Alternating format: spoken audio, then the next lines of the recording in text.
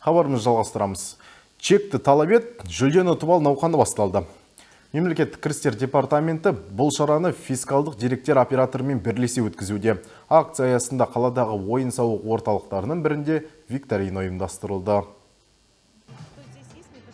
Акцияға қатысу үшін бар болғаны әмиян қосымшасын жүктеп, чекті сканерлесе жеткілікті. Науқан 4 қыркүйекте басталған. 31 желтоқсанға дейін бағалы сыйлықтар ұтып алуға мүмкіндік бар. Чекті талап ет, жүлдені ұтып ал акциясының мақсаты, яғни азаматтардың тұтынушы ретінде өз мүдделерін қорғау жөнінде, яғни көлеңкелі экономиканың деңгейін төмендетуге арналған. Чектер, мысалы, бір аптада сізде 20 чек тіркей аласыз әмиян қосымшасына, бір айда 80 чекті сканерлей аласыз. Науқанға әрбір тұрғын қатыса алады. Басты шарт чектің шығу күні мен уақыты ұтыс ойынның басталған күнінен ерте болмауы керек. Викторинадағы сұрақтар осы акцияға қатысты болды. Ойынға қатысқандар сыйлықсыз қайтпады. Мен Қостанай қаласына қонаққа келген едім.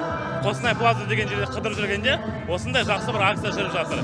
Яғни налоговый мен комитет государственных доходов пен әмиян деген акция жүргізіп жатыр екен. Осы акция шеңберінде әртүрлі сұрақтар қойылып, викторина болып, мен жүлделі бір сыйлық жеңіп алдым. Біріншіден осыны ұйымдастырушыға көп алғысымды білдіргім келеді. Қаншалықты көп адам осы акция туралы білетін болса, жақсы болады деген ойдамын. Они хорошие. Сұрақтар күшті және жеңіл болды. Мінекей осындай сыйлықтар ұтып алдым. Үйге барып шай қайнатып тостер жасаймын. Жеңгеніме қуаныштымын.